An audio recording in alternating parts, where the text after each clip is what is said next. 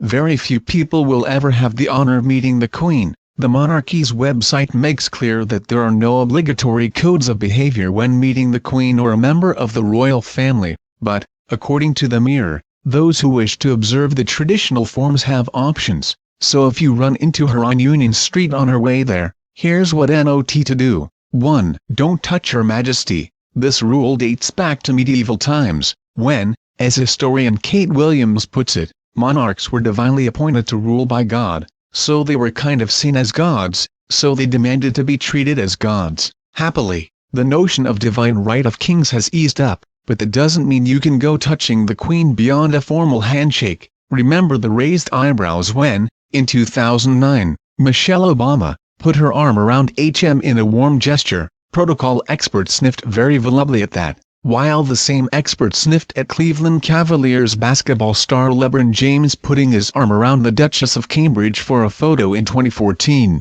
A spokeswoman for the royal family James didn't violate any protocol, so maybe it's just the Queen. 2. Don't go empty-handed. Showing up empty-handed is sensed as a massive no-no. People are advised to bring a gift that is appropriate for the occasion or reflects local culture. 3. Don't sit down before her. No matter how tired you are, you should always standing when Her Majesty enters a room. You may only sit when the Queen sits down herself. 4. Don't panic, bow. When the Queen is making a beeline for you, or when you're next in the line to meet her, it's important you either bow or curtsy, depending on whether you're a woman or a man. If you're a U.S. citizen, however, all you're obliged to do is shake her hand. But remember, no hugging. 5. Don't ignore the dress code. You must not ignore the dress code when attending an event that the Queen will be at. Always dress accordingly when meeting HRH. If the event is black tie, wear black tie. 6. Don't refer her by her first name. While the royal family may be extremely familiar to us,